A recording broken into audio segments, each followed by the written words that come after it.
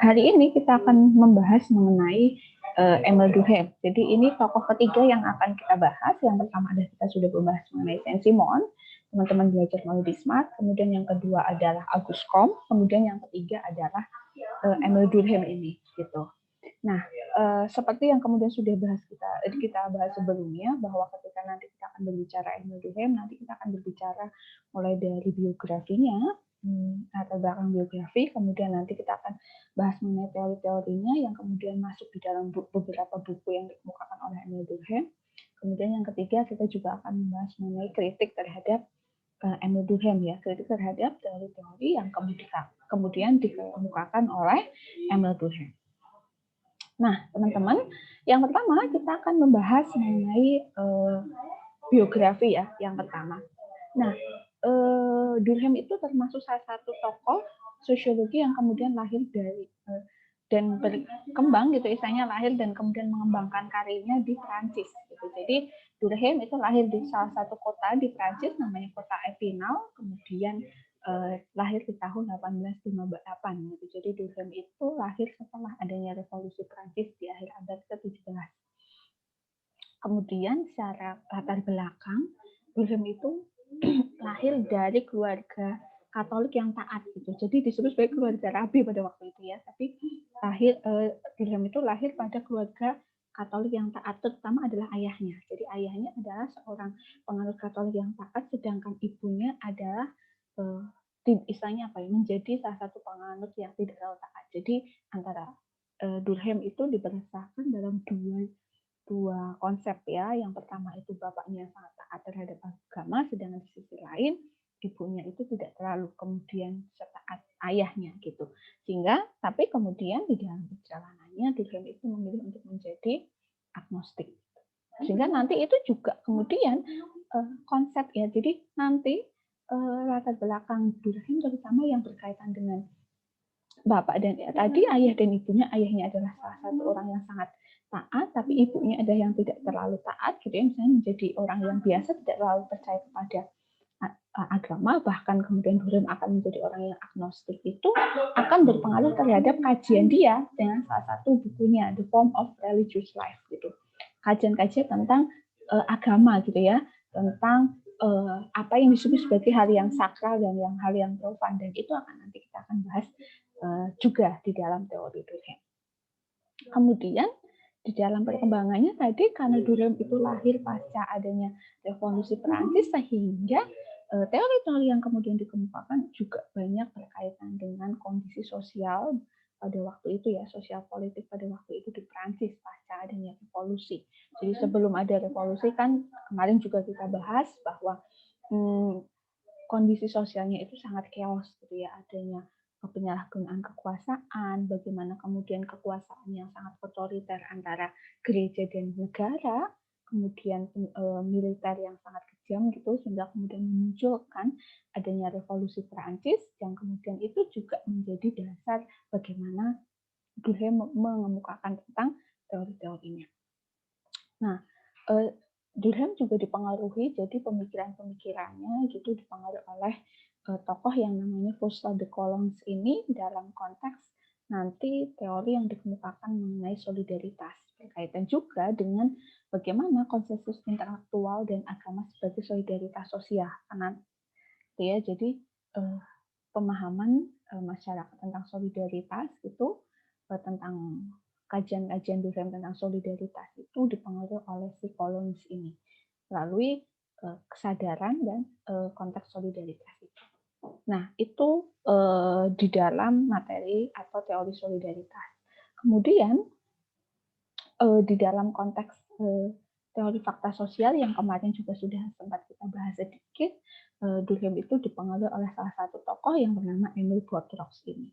Jadi di dalam mengkaji atau menghasilkan teori tentang fakta sosial ini, Durkheim dikemukakan oleh Emile Botros yang kemudian mengatakan bahwa ada tingkatan kenyataan yang berbeda dari kenyataan individu, yang sehingga nantinya kemudian itu diasumsikan oleh Durkheim atau istilahnya apa ya, diramu oleh Durkheim sehingga menjadikan salah satu teori yang disebut sebagai teori fakta sosial itu tadi. Jadi ketika Botrox itu hanya mengkaji mengenai bagaimana individu tingkat kenyataan gitu ya, kenyataan individu itu ternyata di atas ada yang lebih tinggi, tapi kemudian itu diformulasikan oleh Durkheim menjadi satu teori yang kemudian juga sangat terkenal yang dikemukakan oleh Durkheim, yaitu berkaitan dengan teori fakta sosial. Nah, ketika kemarin kita membahas Agus Kom kan kita membicarakan juga bagaimana kemudian Kom itu pertama kali mengemukakan ya tentang sosiologi yang awalnya disebut sebagai fisika sosial itu kemudian diganti menjadi sosiologi, tapi di era Agus Kom ya pada waktu itu belum kemudian diakui jadi sosiologi, belum bisa diakui di dalam lembaga-lembaga pendidikan, di dalam kajian-kajian ilmu sosial itu belum diakui ya. Jadi hanya sebatas kajian kita punya kajian, tapi belum ada di jurusannya. Kalau sekarang belum ada jurusannya gitu ya, belum ada jurnal-jurnal tentang sosiologi. Nah, baru kemudian di eranya Durkheim, terutama di tahun 1887, pertama kali kemudian sosiologi itu bisa diakui dan ada di dalam lingkup lembaga pendidikan ya. Jadi Durkheim berhasil menjadikan ilmu sosial tercantum secara eksplisit di Universitas Prancis gitu. Dan bahkan kemudian Durkheim itu juga pertama kali mendirikan jurnal tentang sosiologi. Jadi sosiologi itu benar-benar menjadi ilmu dengan ada lembaganya, dengan ada jurnalnya, kajian-kajiannya jelas itu ya pertama kali pada masa Emil Durkheim.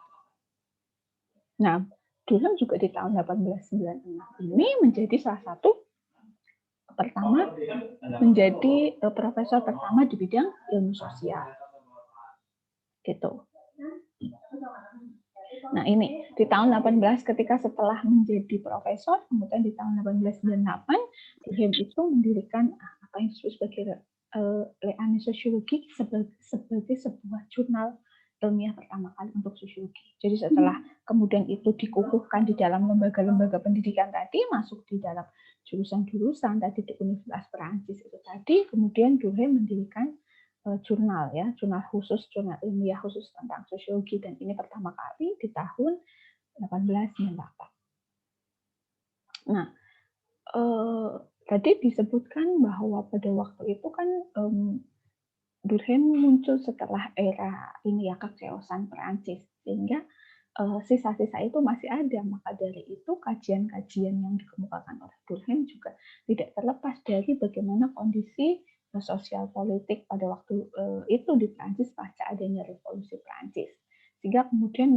mewujudkan atau menghasilkan salah satu teori yang disebut sebagai teori integrasi sosial gitu. Itu ya integrasi dan solidaritas. Nantinya kita akan lihat bahwa Durkheim membagi ke dalam dua solidaritas itu. Gitu. Nah, itu awal mulanya adalah dilihat ketika kemudian munculnya revolusi Prancis itu kan chaos ya. Banyak kemudian kesewenang-wenangan otoriter antara gereja dan juga negara, kemudian masyarakatnya juga chaos, sehingga tadi menghasilkan adanya sebuah teori solidaritas dan integrasi sosial. Nah, di tahun 1913, jadi 1898 itu pertama kali muncul jurnal di bidang sosiologi tadi, jurnal ilmiah di bidang sosiologi.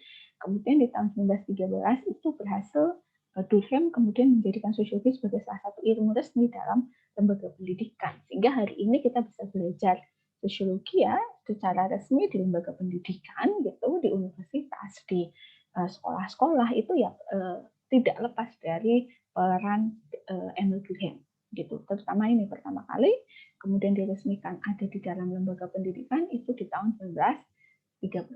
Nah, setelah kemudian Durkheim berhasil mendudukan sosiologi sebagai ilmu yang resmi di lembaga pendidikan, tidak lama setelah itu di tahun 1917 kemudian Durkheim meninggal ya. Nah, itu latar belakang awal secara konsep, secara biografi yang kemudian dikemukakan, yang menjadi latar belakang bagaimana teori-teori Emil Durkheim dikembangkan gitu. Nah, kita akan lihat kemudian apa saja karya-karya atau buku-buku yang kemudian dihasilkan oleh Emil Durkheim. Jadi ada 4 karya utama yang itu juga menjadi panduan ya, terutama misalnya menjadi pedoman bagi orang-orang sosiologi, kajian-kajian orang sosiologi, walaupun memang sudah banyak kritik dan sudah banyak ditinggalkan, tapi paling tidak kita harus tahu dasarnya. Karena Emile Durkheim ini kan menjadi salah satu pusat gitu ya, salah satu tokoh yang mencetuskan sosiologi. Sehingga keempat buku ini menjadi buku yang sangat penting ketika kita belajar mengenai sosiologi. Nah, teman-teman nanti bisa akses buku ini di Wisma, sudah saya linkkan, nanti silakan teman-teman unduh, kemudian dibaca secara mandiri agar lebih paham gitu. Nah, di sini ada 4 karya utama yang dikemukakan oleh Durkheim. Yang pertama adalah The Division of Labor in Society. Yang ini nanti akan kemudian membahas tentang tadi solidaritas dan integrasi sosial. Diterbitkan tahun 1893. Kemudian yang kedua ada buku yang berjudul The Rules of Sociological Method. Ya, The Rules of Sociological Method ini yang nantinya kemudian akan melahirkan teori-teori tentang fakta sosial. Ini dibuat pada tahun 1895. Kemudian yang ketiga ada buku yang berjudul Suicide yang dibuat tahun 1897. Nanti Suicide ini yang kemudian mengantarkan Durkheim pada kajian-kajian tentang bunuh diri, di mana Durkheim nantinya akan membagi ke dalam 4 tipe bunuh diri. Kemudian yang keempat ada yang buku disebut berjudul The Elementary Forms of Religious Life yang dibuat pada tahun 1912 yang nantinya ini akan mengantarkan Durkheim pada kajian-kajian tentang agama. Jadi sosiologi agama nanti ketika teman-teman juga akan belajar mengenai sosiologi agama, nanti kemudian akan membahas mengenai teorinya Durkheim, karena Durkheim juga membahas mengenai agama dalam konteks ini, the elementary forms of religious life. Pandangan-pandangan Durkheim tentang agama yang akan di mana kemudian Durkheim itu memandang agama itu sebagai salah satu perwujudan dari kesadaran sosial. Jadi agama bukan dilihat sebagai sebuah keyakinan individual, tapi sebagai kesadaran sosial yang nantinya Durkheim juga akan membagi dalam konteks apa yang disebut sebagai sakral dan apa yang disebut sebagai taufan. Nah, ini melalui keempat buku ini nanti kita akan membahas satu persatu teori-teori yang dikemukakan oleh Emile Durkheim. Nah, yang pertama yang akan kita bahas adalah buku ini, The Rules of Sociological Method, di mana di dalamnya kemudian ada konsep tentang fakta sosial. Nah, apa yang kemudian dikemukakan Durkheim di dalam buku ini ya, The Rules of Sociological Method, yang paling utama yang kemudian dikemukakan oleh Durkheim mengatakan bahwa gejala sosial itu real ya, di mana kemudian gejala sosial itu yang ada di sekitar masyarakat, ada di sekitar kita, itu mempengaruhi kesadaran individu serta perilaku individu yang kemudian perilaku individu yang didasarkan atau dipengaruhi oleh gejala sosial itu berbeda dari karakteristik psikologis, biologis, dan karakteristik individu gitu ya. Jadi mengatakan bahwa bagaimana individu itu punya tindakan, bertindak, berperilaku, punya pikiran gitu ya, itu disebabkan oleh pengaruh dari gejala sosial yang ada di sekitar kita. Sehingga tidak hanya berkaitan dengan kondisi psikologis gitu ya, faktor psikologis seseorang, tapi dipengaruhi oleh gejala-gejala sosial yang ada. Nah, Durkheim kemudian juga mengatakan bahwa gejala sosial ini menjadi salah satu fakta empiris yang dapat dipelajari dengan metode empirik. Jadi lagi-lagi kemudian kita sebutkan bahwa fakta yang kemudian dikemukakan oleh Durkheim itu tidak sama. Jadi konsep fakta itu yang ketika kita membicarakan dalam konteks teori yang dikemukakan oleh Durkheim itu bukan kemudian fakta fakta tentang realitas yang ada. Fakta itu apa sih? Realitas yang terjadi, yang kemudian bisa ditangkap melalui alat indera, bukan. Tapi fakta kemudian yang dikemukakan oleh Durkheim itu beda. Tapi fakta sosial ini berkaitan dengan aturan-aturan yang ada dalam masyarakat. Nah, gejala sosial itu salah satu fakta empirik yang dapat dipelajari dengan metode empirik, sehingga lagi-lagi cara kerja ilmu sosial, terutama sosiologi yang dikemukakan oleh Durkheim itu sama dengan cara kerja ilmu alam yang harus kemudian bisa dilakukan dengan data metode empiris gitu ya. Jadi gejala sosial itu dianggapnya sebagai fakta empiris, sehingga metode yang digunakan juga harus berkaitan dengan metode empiris itu tadi. Nah, kalau menurut Durkheim, di dalam perkembangannya, manusia itu sangat, tadi perilakunya, tindakan, berpikirnya itu sangat dipengaruhi oleh fakta sosial. Jadi fakta sosial adalah sesuatu yang berkaitan dengan kesepakatan masyarakat, aturan yang berkembang, ya struktur sosial yang ada di dalam masyarakat, itu tidak bisa direduksi ke dalam fakta individu. Karena apa? Karena kemudian dia memiliki eksistensi yang merdeka gitu ya, eksistensi yang independen pada tingkat sosial. Maksudnya fakta itu tidak bisa kemudian menjadi milik individu, tapi justru individu. Jadi kalau di dalam bagainya itu fakta sosial mempengaruhi individu, mempengaruhi perilaku, tindakan, cara berpikir individu. Tapi individu tidak bisa mempengaruhi fakta sosial. Konsep ini sama ketika kita kemarin belajar mengenai paradigma fakta sosial. Nah, fakta sosial ini punya 3 sifat umum. Yang pertama adalah eksternal, kemudian yang kedua adalah memaksa, kemudian yang ketiga adalah umum dan tetap. Yang pertama eksternal. Kenapa dia fakta sosial disebut sebagai eksternal? Tadi, karena fakta sosial ini kemudian punya jarak dengan individu. Fakta sosial ini tidak dimiliki oleh individu, tapi apa? Dimiliki oleh keseluruhan masyarakat, keseluruhan struktur. Kemarin kita sudah bahas, apa sih contoh fakta sosial itu? Agama, bahasa misalnya. Agama, bahasa, pendidikan, itu salah satu contoh fakta sosial. Yang kemudian sifatnya eksternal tadi. Segala hal yang kemudian ada di dalam, misalnya institusi-institusi agama, di dalam bahasa, dan lain sebagainya itu tidak ditentukan oleh individu. Ya individu justru sebaliknya, mau tidak mau individu harus sesuai dengan apa yang diatur, misalnya apa yang diatur oleh agama, apa yang diatur oleh pendidikan, apa yang diatur oleh bahasa tadi. Nah, kemudian bagaimana cara fakta sosial itu ya yang kemudian itu letaknya berada di luar individu itu menjadi milik individu. Misalnya bagaimana kemudian individu itu bisa meyakini bahwa dia harus mengikuti fakta sosial. Misalnya kalau di dalam pendidikan, pendidikan salah satu bentuk fakta sosial. Oh, individu itu harus mengikuti aturan-aturan pendidikan. Tentang apa? Misalnya tentang adanya ujian, tentang ujian akhir semester, tentang adanya ulangan, tentang adanya tugas, itu kan salah satu bagaimana kemudian pendidikan sebagai salah satu fakta sosial itu mempengaruhi individu. Kalau kamu mau dihitung atau kamu mau menjadi bagian dari lembaga pendidikan misalnya, maka kamu harus mengikuti aturan-aturan itu. Ikut ujian lah misalnya. Nah, bagaimana itu dimiliki oleh individu yang diendapkan melalui proses sosialisasi, melalui proses belajar. Begitupun dengan fakta-fakta sosial yang lain. Itu eksternal. Jadi dia berada di luar kesadaran individu. Kenapa? Karena dia berkaitan dengan kesadaran kolektif itu tadi. Yang dimiliki, jadi fakta sosial itu dimiliki oleh masyarakat secara umum. Individu tidak berhak merubah, bahkan tidak punya kuasa untuk merubah, mengganti.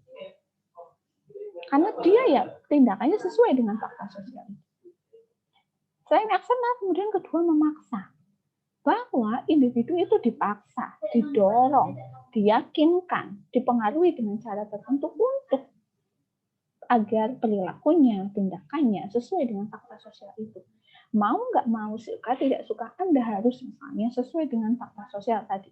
Pendidikan. Kalau Anda mau disebut sebagai pendidikan, misalnya maka Anda harus mengikuti atau masuk di dalam lembaga pendidikan formal, at least sampai sarjana. Kalau Anda mau dibilang menjadi masyarakat Jogja yang misalnya akan diakui sebagai masyarakat Jogja kalau kamu misalnya bisa bahasa Jawa. Itu memaksa. Kemudian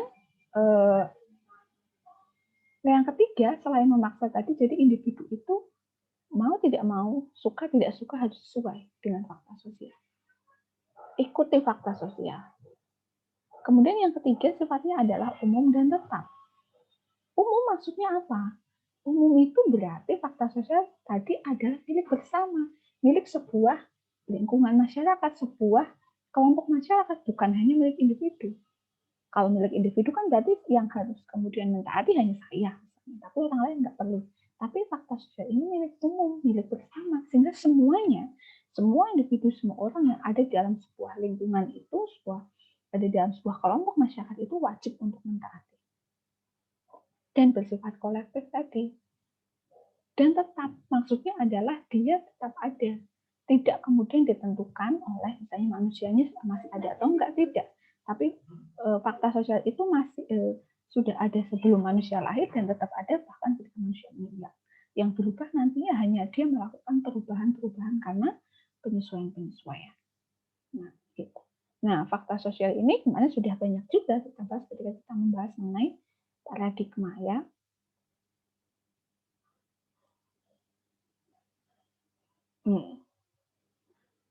Kemudian selanjutnya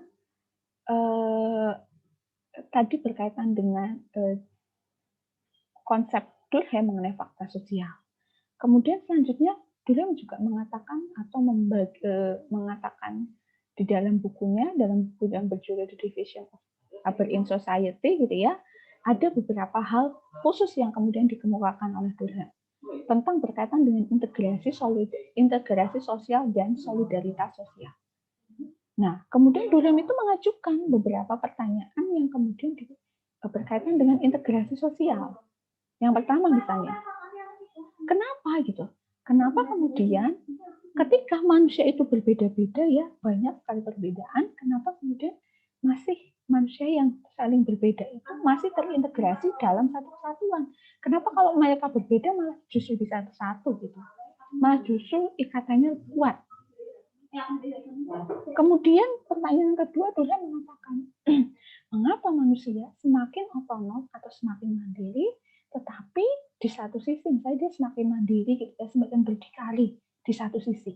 Tapi di sisi lain dia juga semakin membutuhkan orang lain, semakin tergantung dengan orang lain. Dan pertanyaan ketiga yang dikemukakan oleh Durkheim ya, kenapa kemudian setiap orang, setiap individu semakin dia individualis, tetapi di sisi yang lain dia juga semakin tergantung dan semakin kuat solidaritasnya dengan orang lain. Nah, tiga pertanyaan ini tadi ya, kenapa orang semakin berbeda tapi semakin terintegrasi, orang semakin mandiri tapi semakin tergantung, orang semakin individualis tapi semakin menguat solidaritasnya.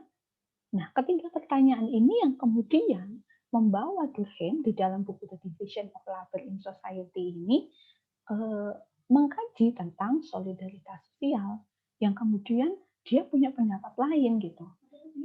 Ketika sebelumnya solidaritas sosial itu dipahami di dalam kondisi masyarakat, konteks masyarakat yang namanya solidaritas itu ya kalau masyarakatnya sama gitu, jadi mereka bersatu. Tapi kemudian Durkheim mengatakan, oh justru enggak, justru kemudian hari ini masyarakat itu bersatu yang menciptakan sebuah kesatuan solidaritas karena adanya perbedaan. Nah, sehingga nanti kita akan melihat. Nah, ini tiga pertanyaan yang kemudian menjadi dasar dari konsep tentang integrasi dan solidaritas sosial. Nah, kemudian di dalam bukunya yang berkaitan dengan itu tadi, Durkheim mengatakan juga tentang apa yang disebut sebagai kesadaran kolektif, gitu, ya. Kesadaran kolektif di sini yang pertama, bahwa kesadaran kolektif ini sifatnya ada dua, yang eksterior, ya. Jadi sifatnya yang pertama eksterior, di mana kemudian kesadaran kolektif ini berada di luar individu, manusia, ya, dan kemudian bagaimana dia berada di luar individu, tapi kemudian menjadi bagian dari individu, ya, melalui apa yang dia yakini, nilai-nilai yang dia anut, aturan-aturan yang dia percaya, agama misalnya, melalui proses sosialisasi tadi, masuk terinternalisasi ke dalam individu. Nah, itu kenapa kemudian kesadarannya muncul. Nah, kemudian melanjutkan tentang berkaitan dengan the division of labor in society ini, tadi Durkheim menanyakan ada tiga konsep itu tadi yang melahirkan pembahasan di dalam konsep yang Durkheim membagi bentuk solidaritas. Misalnya bentuk solidaritas ke dalam dua jenis, ya. Yang pertama adalah solidaritas mekanik dan yang kedua adalah solidaritas organik. Nah, apa konsep seperti solidaritas seperti apa yang kemudian dikemukakan oleh Durkheim? Nah, solidaritas yang dikemukakan oleh Durkheim ini lebih menunjuk pada keadaan gitu ya, atau kondisi di mana ada hubungan antara individu dan kelompok yang kemudian didasarkan pada perasaan moral dan kepercayaan yang dianut bersama gitu.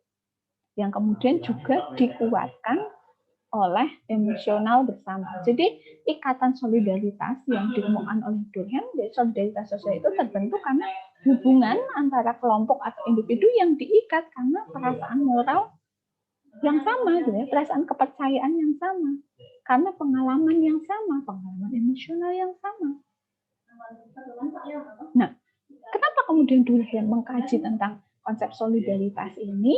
Ya karena untuk kemudian menganalisis, ya, untuk melihat bagaimana pengaruh atau fungsi kompleksitas dan spesialisasi pembagian kerja dalam struktur sosial dan perubahan yang diakibatkan. Jadi konteks teori solidaritas mekanik dan organik ini kan juga muncul karena kondisi sosial pada waktu itu. Ketika Durkheim, apalagi di pasca era Renaissance ya, pasca revolusi industri, kemudian kan yang revolusi industri yang terjadi di Inggris kemudian menyebar di daerah sekitarnya termasuk di Perancis. Sehingga kemudian yang dulunya masyarakat itu cenderung homogen, sama dari segi pekerjaan, ya, dari segi profesi dan lain sebagainya. Kemudian setelah adanya revolusi industri, masyarakat cenderung kemudian berkembang. Yang tadinya homogen menjadi lebih heterogen. Keterampilan-keterampilan sosial di dalam masyarakat itu semakin berkembang, ya.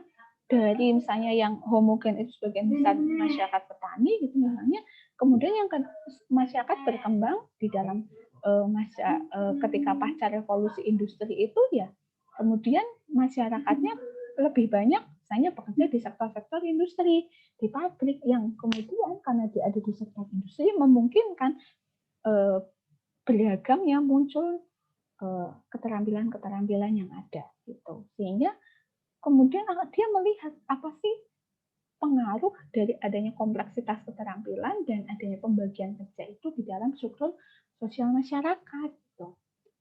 Kalau dulu kan tidak ada pembagian kerja ya, karena masyarakatnya semua sama gitu. Nah, tapi setelah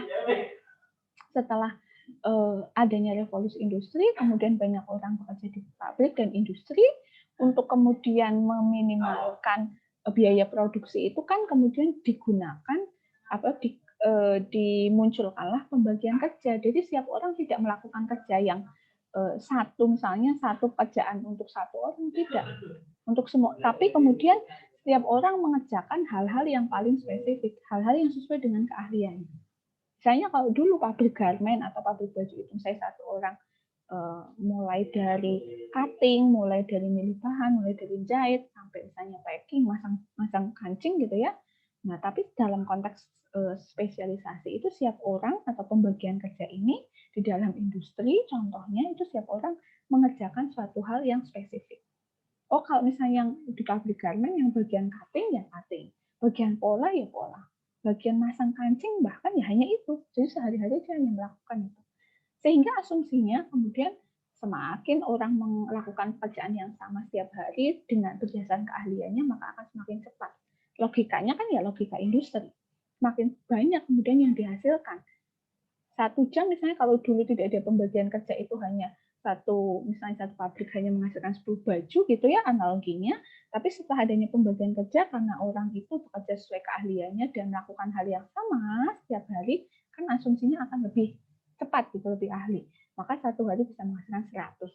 Yang dari 10 menjadi 100. Itu kan kemudian itu berguna untuk mengurangi biaya produksi. Jadi semakin tinggi laba yang didapatkan.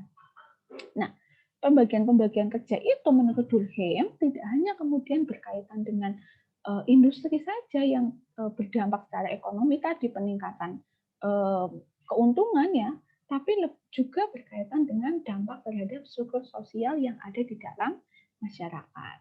Terutama tadi berubahnya tipe-tipe solidaritas yang sebelumnya Durkheim mengatakan masyarakatnya itu solidaritas mekanik ketika masyarakatnya itu masih homogen dan belum ada pembagian kerja. Nah, kemudian masyarakat semakin berubah dalam konteks melalui solidaritas organik. Masyarakatnya semakin heterogen. Ada pembagian kerja. Gitu. Nah, Durkheim juga mengatakan bahwa bagaimana proses perubahan solidaritas mekanik menjadi solidaritas organik itu juga dipengaruhi karena adanya pendidikan. Jadi pendidikan yang kemudian menawarkan berbagai macam keterampilan-keterampilan sosial, ya misalnya ya, kalau secara praktis ya, oh ada yang jadi guru, ada yang jurusannya guru maka dia akan jadi guru, ada yang jurusannya dokter dia akan jadi dokter, ada yang jurusannya kesehatan dia akan jadi perawat maupun dokter gitu ya, atau misalnya ada yang jurusannya jadi arsitek dia akan menjadi arsitektur. Nah, pendidikan itu menawarkan keterampilan-keterampilan sosial yang banyak itu sehingga yang tadinya masyarakat homogen menjadi heterogen, sehingga masyarakat punya banyak bidang keahlian. Maka tadi salah satu sarana untuk perubahan masyarakat solidaritas mekanik menjadi solidaritas organik itu ya salah satunya melalui munculnya lembaga pendidikan. Nah, kita lihat apa sih bedanya gitu ya? Apa sih bedanya antara solidaritas mekanik menjadi solidaritas organik? Nah, kita lihat di sini. Yang pertama, solidaritas mekanik, kita lihat ciri-cirinya. Jadi solidaritas mekanik, asumsinya Durkheim itu muncul sebelum adanya revolusi industri. Di mana kemudian solidaritas mekanik itu ciri-cirinya yang pertama, pembagian kerja rendah. Jadi masyarakat itu cenderung kemudian mengerjakan suatu hal yang sama, hal yang berbarengan gitu. Jadi satu orang bisa mengerjakan beberapa hal karena tidak ada pembagian kerja rendah. Nah, karena pembagian kerja rendah, kemudian orang kemudian masih diikat oleh kesadaran kolektif yang kuat.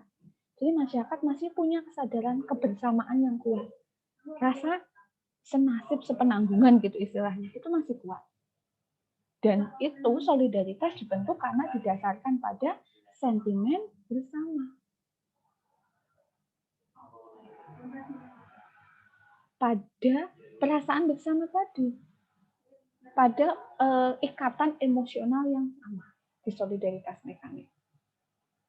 Nah, di dalam solidaritas mekanik itu hukumnya menurut Durkheim itu sifatnya represif atau cenderung memaksa. Jadi hukum itu diberlakukan untuk kemudian menghukum menjadi sanksi. Oh, karena kamu salah maka harus menghukum dan sifatnya memaksa.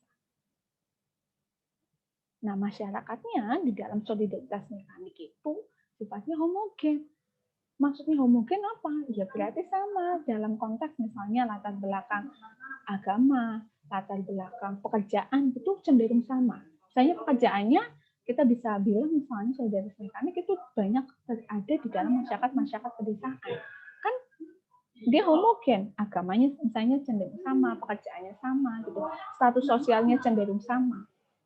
Sehingga homogen.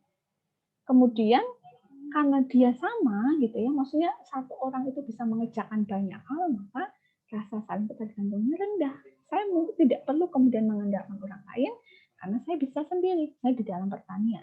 Di dalam pertanian itu kan satu orang bisa melakukan semua hal. Dari mulai masa tanam hingga masa panen. Sehingga ketergantungannya rendah. Orang mungkin ketika lahannya tidak terlalu besar, dia bisa mengerjakan hal itu sendirian. Mulai dari menanam sampai kemudian panen. Ngasih pupuk dan sebagainya, sehingga saling ketergantungannya rendah. Dan juga di dalam solidaritas mekanik ini, komunitas atau masyarakat punya kuasa yang kuat dalam keterlibatannya menghukum, sehingga akan sangat kuat, akan sangat berpengaruh tentang adanya sanksi-sanksi sosial ketika ada sebuah hukuman atau kesalahan. Karena itu tadi cirinya, masyarakat punya keterlibatan yang besar di dalam menghukum gitu. Jadi melalui misalnya sanksi-sanksi sosial yang diberikan oleh masyarakat. Nah, solidaritas mekanik ini tadi ciri-cirinya mulai dari pembagian kerja yang rendah, masyarakatnya cenderung homogen, kemudian hukumnya bersifat represif gitu ya, saling ketergantungan rendah, itu kemudian berubah. Jadi Durkheim itu berubah kemudian menjadi konsep masyarakat dengan solidaritas sosial yang disebut sebagai solidaritas organik. Nah, itu berubahnya kenapa? Yang pertama tadi, bisa dipengaruhi oleh pendidikan. Pendidikan itu merubah karena kemudian menawarkan berbagai macam jenis keterampilan sosial. Kemudian yang kedua, kenapa munculnya revolusi industri itu tadi? Sehingga kemudian memungkinkan munculnya pekerjaan-pekerjaan lain. Nah, ciri-ciri solidaritas organik apa? Yang pertama, pembagian kerja tinggi. Kenapa? Karena kemudian sudah ada spesialisasi tadi. Di dalam pekerjaan-pekerjaan masyarakat itu sudah dibagi setiap keahliannya. Sehingga kemudian satu orang tidak bisa mengerjakan semua bidang keahlian, tidak. Tapi misalnya sekarang, guru ya dia hanya pandai di dalam proses mengajar, di kelas. Dokter misalnya ya kemudian dia pandai di dalam mengobati orang sakit. Arsitek misalnya dia pandai dalam mendesain bangunan. Hukum misalnya orang pengacara maka dia akan pandai di dalam pengadilan gitu. Sehingga pembagian kerja di dalam masyarakat itu tinggi. Pembagian kerja dilakukan berdasarkan apa? Berdasarkan keahlian masing-masing. Kemudian menurut Durkheim, solidaritas organik itu menjadikan masyarakat memiliki kesadaran kolektif yang cenderung lemah. Sehingga kemudian individualitas tinggi. Nah, solidaritas organik ini sistem hukumnya kalau di mekanik itu hukumnya represif gitu ya, memaksa kalau kamu salah ya dihukum. Kalau di solidaritas organik itu hukumnya lebih bersifat restitutif dalam konteks pemulihan. Jadi di dalam solidaritas organik ini ketika ada sebuah kesalahan, misalnya masyarakat melakukan pelanggaran, itu hukumnya tidak hanya berkaitan dengan kamu salah harus dihukum, tapi hukum itu harus mengandung unsur-unsur memulihkan. Bagaimana kemudian masyarakat yang melanggar itu bisa paham bahwa apa yang dilakukan itu salah dan besok tidak lagi mengulangi. Sehingga disebut tadi hukum yang bersifat restitutif atau memulihkan. Nah, di dalam solidaritas ini pembagian kerja tadi yang cenderung tinggi karena masyarakat sudah terspesialisasi ya dalam peran-peran atau keterampilan-keterampilan yang lebih kompleks, kemudian menjadikan masyarakatnya lebih heterogen, beragam dari segi pekerjaan, dari segi agama misalnya, latar belakang sosial, status, dan sebagainya. Sehingga adanya pembagian kerja atau heterogenitas itu, keberagaman itu yang menjadikan masyarakat itu saling tergantung satu dengan yang lain. Kenapa? Karena misalnya dia hanya bisa mengerjakan sesuatu yang menjadi bidang keahliannya. Di bidang lain dia tidak bisa melakukan itu, maka dia tergantung dengan orang lain. Jadi kalau di dalam solidaritas mekanik, solidaritas itu terbentuk karena rasa kesamaan gitu ya, homogenitas. Tetapi di dalam solidaritas organik itu rasa ikatannya, persatuannya didasarkan pada rasa saling ketergantungan satu dengan yang lain. Gitu.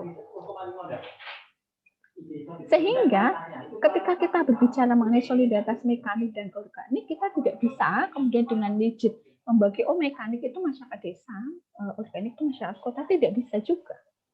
Karena di beberapa hal masyarakat desa hari ini sudah solidaritas, sudah organik, sudah ada pembagian kerja, gitu ya. Sehingga ketika kita melihat kedua solidaritas ini ternyata bagaimana revolusi industri pada waktu itu tadi yang dikemukakan oleh Durkheim itu berpengaruh terhadap struktur sosial, terutama dalam perubahan konteks solidaritas. Sebelum revolusi industri, masyarakat itu bentuknya solidaritas mekanik. Kenapa? Karena kesatuannya didasarkan pada kesamaan, tadi homogenitas, tidak ada pembagian kerja. Tapi setelah adanya revolusi industri, munculnya banyak pabrik dan industri, ternyata juga berpengaruh terhadap struktur sosial masyarakatnya. Solidaritas masyarakatnya berubah, tidak lagi diikat karena kesamaan, tapi diikat karena rasa saling ketergantungan. Karena adanya pembagian yang kerja yang tinggi. Misalnya saya akan tergantung dengan teman-teman misalnya di bidang kesehatan. Kenapa? Karena saya tidak ahli di situ. Karena ketika saya sakit, saya kemudian tidak bisa mengobati diri saya sendiri. Nah itu, jadi solidaritas itu muncul karena adanya rasa saling ketergantungan. Ikatan itu muncul karena adanya rasa saling ketergantungan. Gitu. Itu yang kemudian dalam buku solidaritas dan integrasi sosial, yang dimana Durkheim membagi ke dalam dua bentuk ini, mekanik dan organik. Itu. Nah, kemudian selanjutnya adalah buku yang ketiga yang akan kita bahas berkaitan dengan suicide atau bunuh diri. Ya, jadi Durkheim itu awalnya melakukan penelitian, jadi dia mengumpulkan data-data gitu ya, data-data di dalam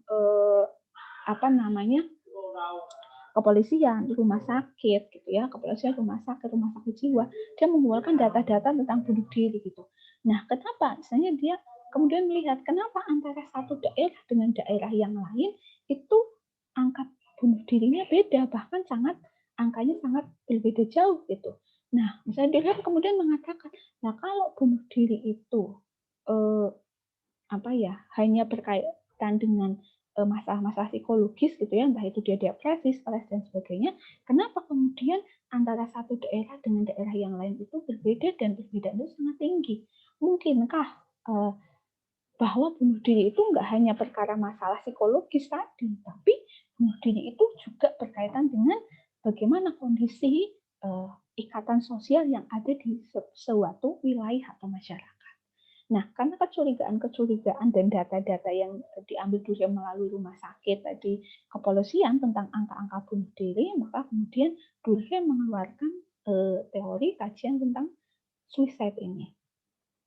Nah, ternyata dalam kajian-kajian Durkheim, kemudian di dalam buku suicide ini, kemudian muncul, ternyata bunuh diri itu, terutama yang terjadi pada waktu itu ya, di akhir abad ke-18-an itu, bunuh diri yang kemudian terjadi di Prancis itu tidak hanya berkaitan dengan faktor-faktor psikologis seseorang, kenapa dia bunuh diri, karena dia stres kah, depresi kah, misalnya insecure, misalnya hari ini orang bilang insecure gitu, tapi juga dipengaruhi oleh bagaimana solidaritas dan ikatan sosial yang ada di dalam masyarakat. Jadi Durkheim menarik mengeluarkan kajian-kajian bunuh diri sebagai sebuah kajian-kajian psikologis ya, karena berkaitan dengan perbuatan individualis, kemudian ditarik di dalam kajian yang lebih makro sebagai bagian atau wujud dari adanya gejala atau fenomena sosial. Jadi bunuh diri menurut Durkheim bukan hanya perkara perbuatan individual, tapi itu sudah menjadi sebuah gejala sosial. Tadi melihat data-data kenapa bunuh diri itu beda antar wilayah. Pada waktu itu ya dia melakukan penelitiannya di Prancis. Kenapa beda antara satu wilayah dengan wilayah lain gitu. Kalau dia hanya berkaitan dengan individual ya, kegiatan individual harusnya kan tidak sejauh ini perbedaannya gitu. Tapi kenapa berbeda? Salah satu datanya misalnya kemudian dilihat oleh Durkheim. Kenapa kemudian ketika dia melihat data-data bunuh diri itu lebih banyak orang-orang bunuh diri itu berasal dari penganut agama Protestan, Kristen Protestan daripada Katolik. Kenapa kemudian lebih banyak laki-laki yang bunuh diri dibanding perempuan? Sehingga data-data itu yang mengantarkan Durkheim mengemukakan teori tentang bunuh diri yang kemudian membagi menjadi 4 gitu. Misalnya tadi bunuh diri itu bukan hanya sekedar kajian psikologis yang kaitannya sama individu gitu, tapi itu termasuk gejala sosial yang mana itu dipengaruhi oleh struktur sosial, oleh ikatan sosial. Maka dari itu kemudian Durkheim membagi ke dalam 4 jenis bunuh diri. Ya. Nah, tadi bunuh diri itu gejala sosial sehingga kemudian dibagi ke dalam 4 ini. Nah, yang pertama kita akan melihat bunuh diri egoistis. Durkheim mengatakan bunuh diri egoistis. Apa itu bunuh diri egoistis? Yaitu ketika misalnya masyarakat kenapa kemudian melakukan bunuh diri dalam konteks bunuh diri egoistis?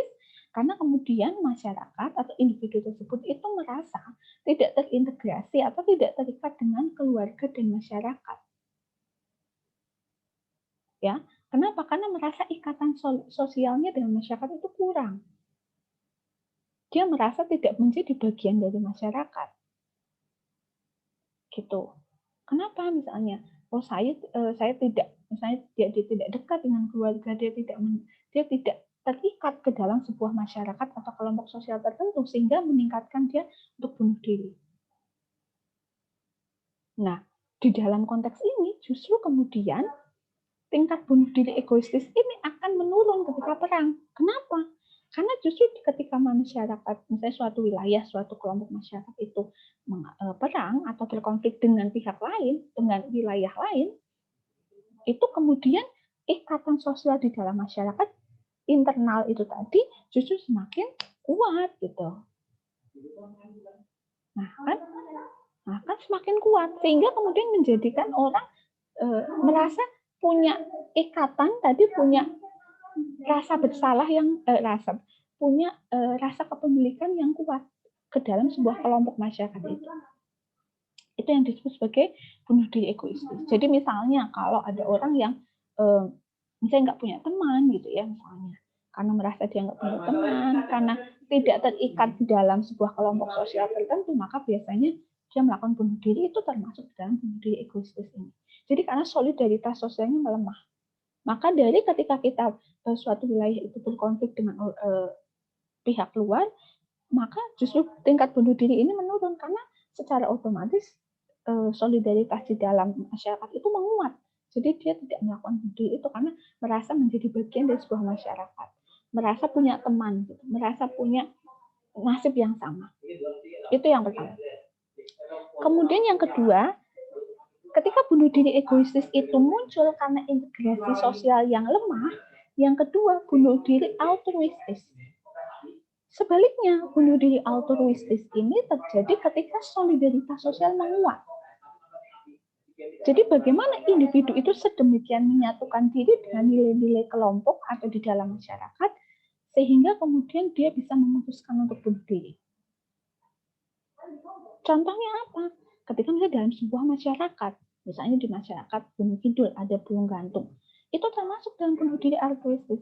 Kenapa? Karena misalnya di dalam masyarakat Gunung Kidul yang ada mitos Bulung Gantung itu, misalnya orang kemudian akan bunuh diri karena bertujuan untuk menyelamatkan masyarakatnya.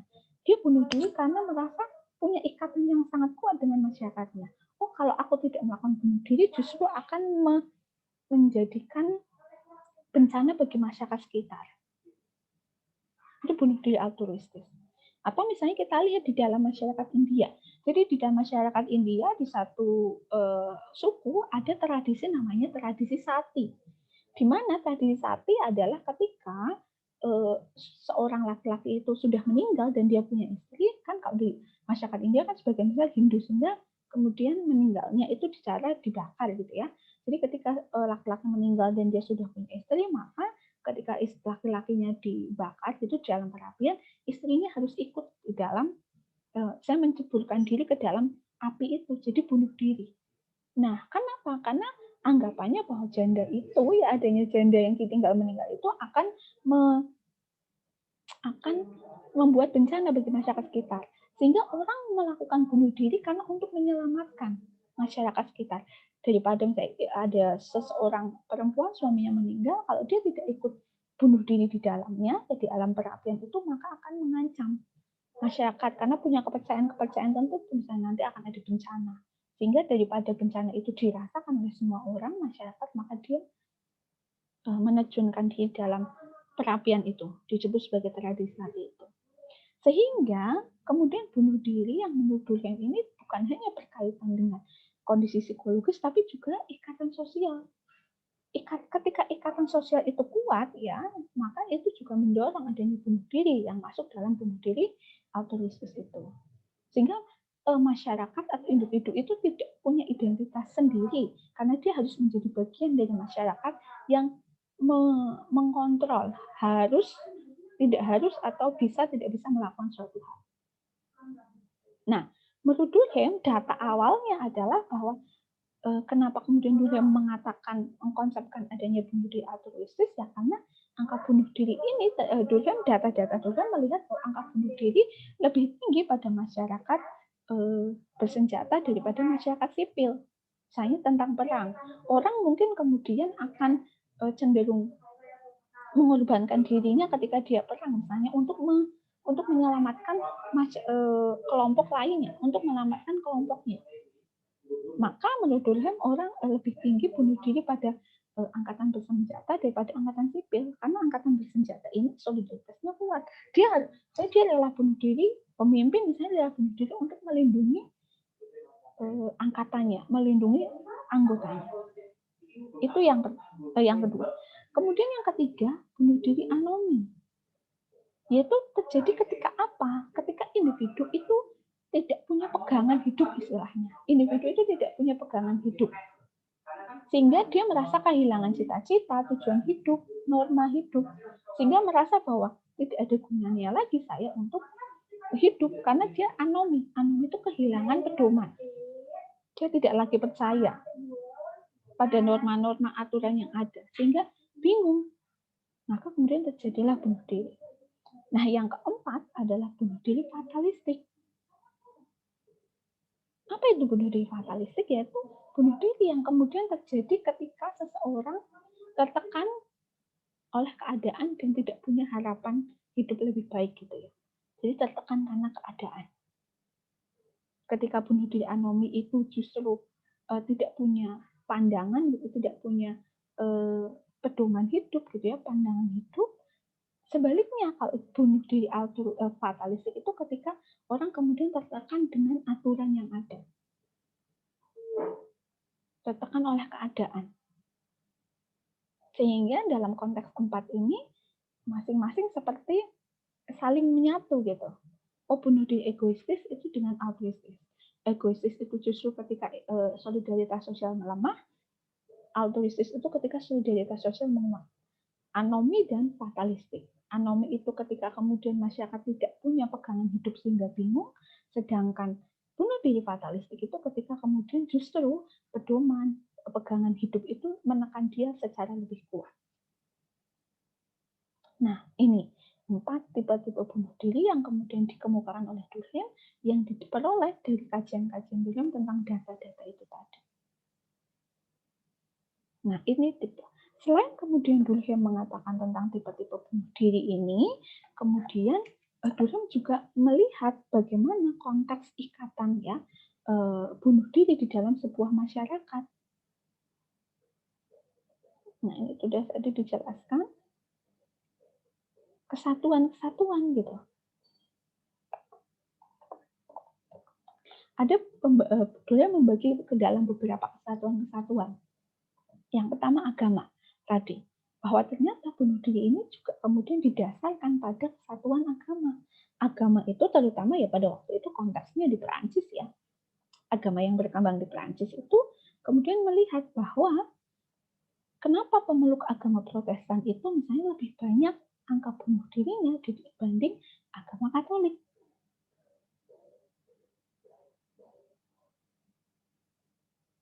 Nah, ini kemudian berkaitan dengan ajaran-ajaran agama gitu.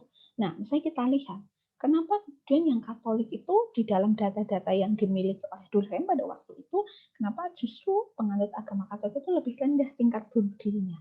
Karena Durkheim menganalisis bahwa agama Katolik itu solidaritasnya masih sangat kuat. Jadi walaupun sama-sama gitu ya, maksudnya dia sama-sama menggunakan kitabnya sama, gitu, bahannya sama, tapi ajarannya berbeda. Kalau Katolik itu cenderung lebih terpusat. Jadi ajaran Katolik misalnya yang kemudian pusatnya di Vatikan itu akan sama dengan seluruh gereja Katolik yang ada di dunia. Ya, dogmanya lebih kuat. Nah, sehingga kemudian masyarakat merasa terikat. Sedangkan agama Protestan atau Kristen Protestan itu masyarakat lebih kemudian diberikan kebebasan. Jadi dogma itu tidak di dalam agama Protestan itu setiap gereja misalnya punya ini sendiri-sendiri, punya aturan sendiri-sendiri. Tidak seperti agama Katolik yang kemudian setiap aturan bahkan bacaan-bacaannya itu sudah diatur di pusat gereja ya di Vatikan itu. Sehingga menurut Durkheim justru kebebasan-kebebasan yang ada pada masyarakat, pada penganut agama Kristen itu menjadikan masyarakat lebih banyak tingkat bunuh dirinya. Kenapa? Karena dia tidak punya ikatan, tidak punya pengikat untuk melakukan sesuatu hal. Beda dengan masyarakat penganut Katolik yang lebih punya ikatan tadi, sehingga merasa bahwa dia punya ikatan yang kuat dengan masyarakat, terutama penganut agama Katolik lainnya. Itu dari segi kesatuan agama. Selanjutnya dari segi kesatuan keluarga. Durkheim mengatakan bahwa keluarga itu memiliki ya ikatan-ikatan yang kuat yang bergantung serta tanggung jawab sosialnya. Sehingga Durkheim mengatakan tingkat bunuh diri itu lebih banyak dilakukan oleh tidak menikah dibanding yang menikah. Pada waktu itu kenapa? Karena datanya orang yang bunuh diri yang lajang itu lebih banyak daripada orang yang menikah. Anggapannya Durkheim karena kemudian yang menikah itu punya ikatan yang kuat, ketergantungan yang kuat dengan anggota-anggota keluarga yang lainnya, punya tanggung jawab sosial yang kuat dengan anggota keluarga yang lainnya. Daripada misalnya di sini Durkheim menyebutkan orang tidak menikah karena dia tidak punya tanggung jawab sosial dengan orang lain, dengan anak misalnya, dengan suami, dengan istri, sehingga kemudian justru lebih meningkatkan tingkat bunuh diri. Gitu. Nah, kemudian yang ketiga selain kesatuan agama, kesatuan keluarga, yang ketiga adalah kesatuan politik. Justru Durkheim mengatakan ketika masyarakatnya di dalam sebuah negara misalnya, ketika kondisi politiknya itu sedang aman-aman, maka justru bunuh diri itu semakin meningkat. Tapi ketika misalnya di sebuah negara itu pergolakan politiknya sedang menguat gitu ya, maka kemudian justru bunuh diri ini semakin sedikit. Gitu. Nah, sampai sini untuk bunuh diri. Jadi kita masih membahas 3 tadi ya, tentang buku yang pertama, The Elementary of Social Religious Life, kemudian buku yang kedua tentang suicide, kemudian yang ketiga kita tadi bahas mengenai the division of labor in society. Itu sebentar.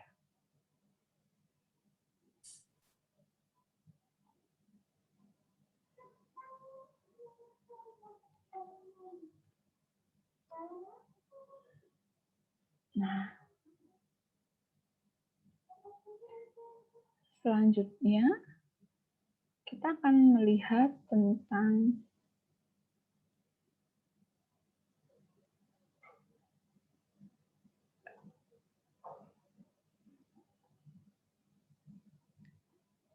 agama.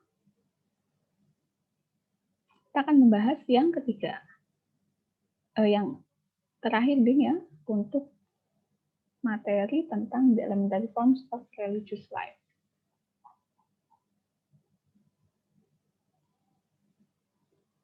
Nah,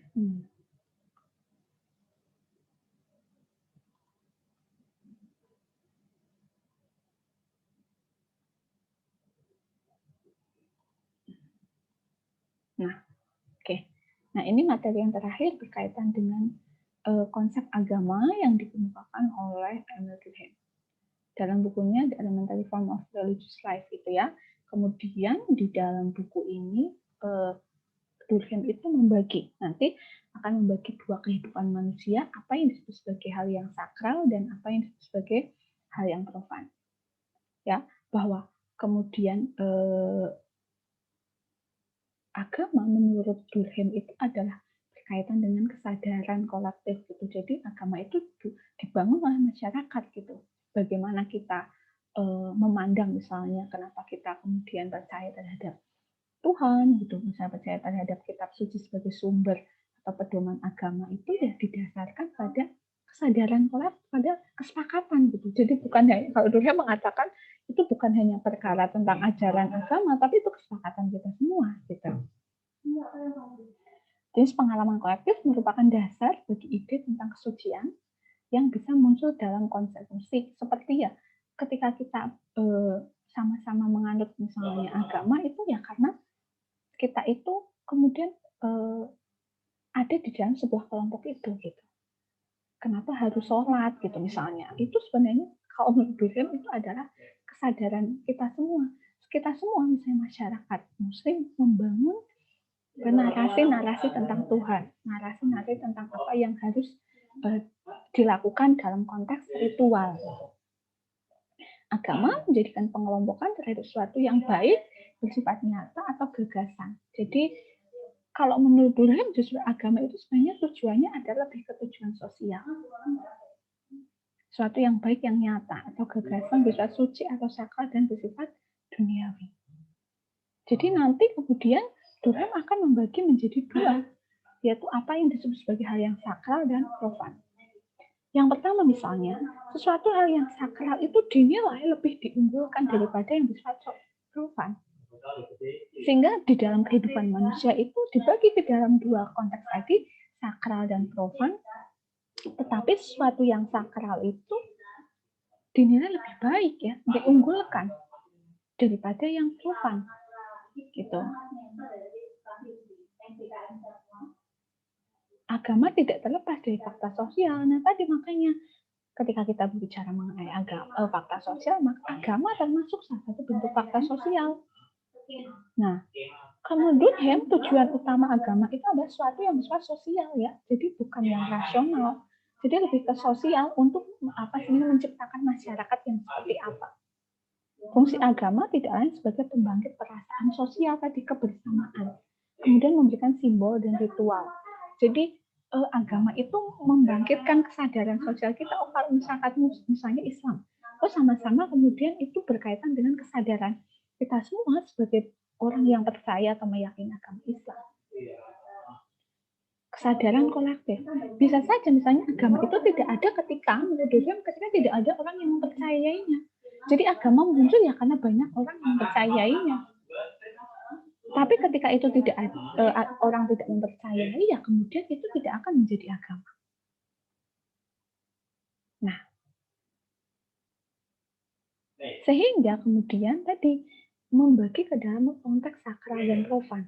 Sakral itu kemudian diidentifikasikan menjadi objek yang dikelilingi oleh ketentuan-ketentuan yang dipatuhi oleh masyarakat. Sehingga sakral itu dianggap sebagai sesuatu yang harus dihormati, harus dimuliakan, dan tidak dapat dinodai.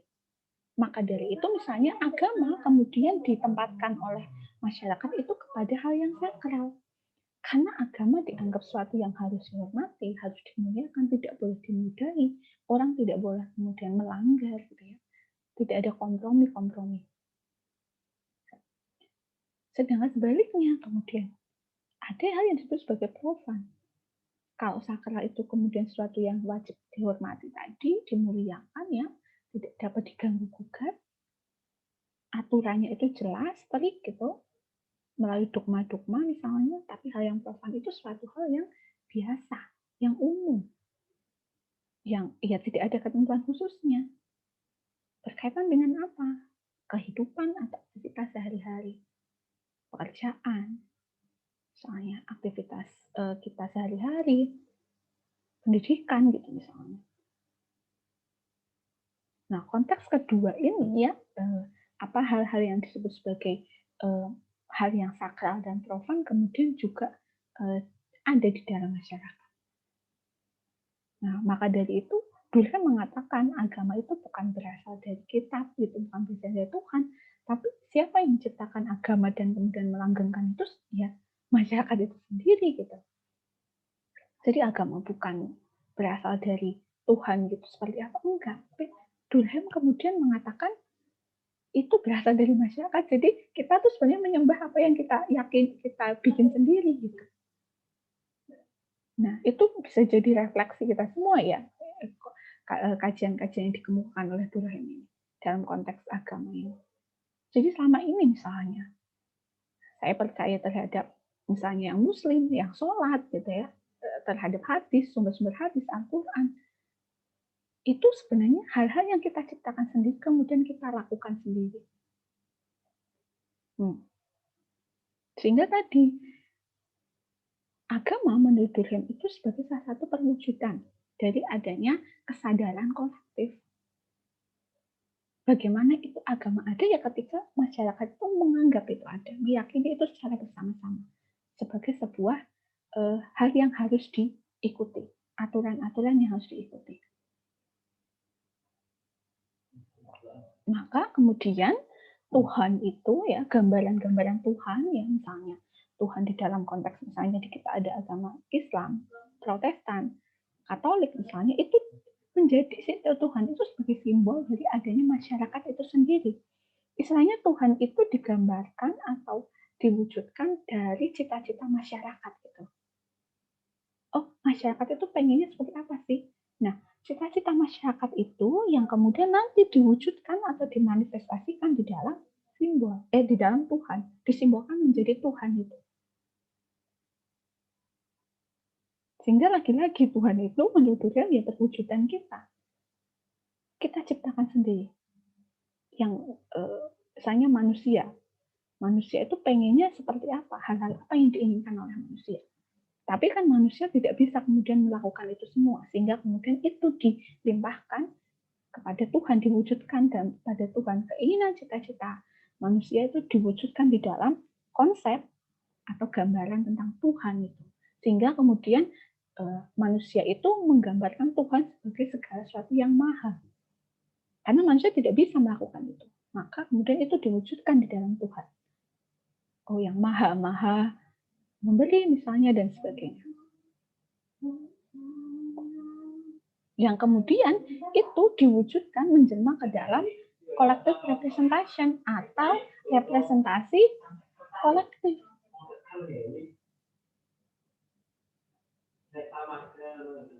Nah, tadi Tuhan lagi-lagi adalah berkaitan dengan idealisme masyarakat. Apa yang dicita-citakan masyarakat pokoknya. Sesuatu yang dicita-citakan, ya, yang utopis itu, misalnya masyarakat utopis itu berarti cita-cita yang seperti tidak mungkin didapatkan, gitu, tidak mungkin dilaksanakan. Idealisme masyarakat kemudian karena masyarakat tidak bisa melakukan itu semua, maka kemudian diwujudkan dalam sosok Tuhan. Sehingga Tuhan tadi dianggap sebagai sosok yang sempurna, yang maha-maha itu tadi. Maha memberi, maha mencipta, maha-maha segalanya. Maka dari itu Tuhan itu menurut Durkheim adalah personifikasi, gambaran dari idealisme masyarakat. Agama itu kita sendiri yang menciptakan, kita menciptakan kemudian kita menyembah sendiri agama itu, dan Tuhan adalah perwujudan dari keinginan atau cita-cita atau idealisme dari masyarakat. Karena masyarakat tidak bisa melakukan, tidak bisa menggapai cita-cita atau idealisme itu, sehingga kemudian diwujudkan dalam bentuk Tuhan itu, yang maha sempurna. Nah, itu konsep agama yang dikemukakan oleh Durkheim. Jadi lagi-lagi agama adalah wujud dari kesadaran kolektif.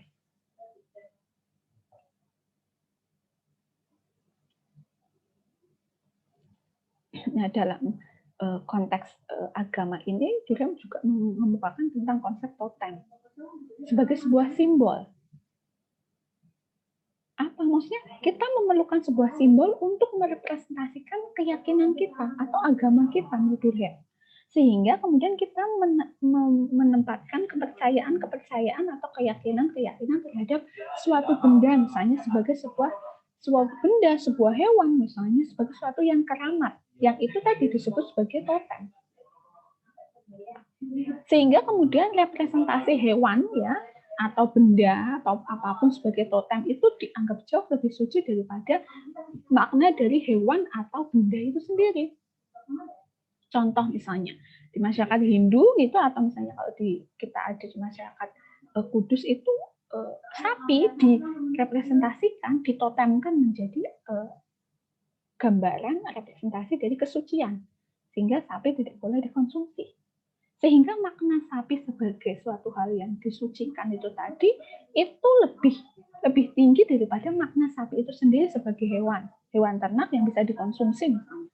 Tapi karena sapi itu tadi sapi itu diberikan kelekatan nama ya, yang bahwa dia keramat, dia suci, sehingga makna sapi yang keramat, yang suci itu lebih tinggi, lebih suci dibandingkan makna sapi aslinya sebagai hewan ternak yang bisa dikonsumsi.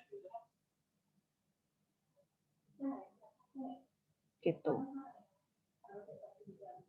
Nah, itu konsep-konsep yang kemudian 4 buku ya yang ditemukan oleh Emil Durkheim, mulai dari The Elementary of Religious Life, kemudian Suicide, kemudian fakta sosial tadi, kemudian solidaritas dan integrasi sosial tadi. Nah, kritiknya apa terhadap Durkheim? Kalau dalam konteks fakta sosial, Durkheim itu dikritik bahwa teori-teori yang dia kemukakan itu menjadikan individu sebagai objek yang seperti tidak memiliki kewenangan. Kenapa? Karena dalam konteks fakta sosial itu melihat individu sebagai sesuatu yang pasif. Sehingga kedepannya kemudian melihat individu sebagai sebuah objek yang tidak punya kewenangan, yang sangat tergantung terhadap fakta sosial. Nah, itu yang kemudian dikemukakan oleh Durkheim. Nah, sampai sini adakah pertanyaan teman-teman atau sesuatu yang perlu ditanyakan?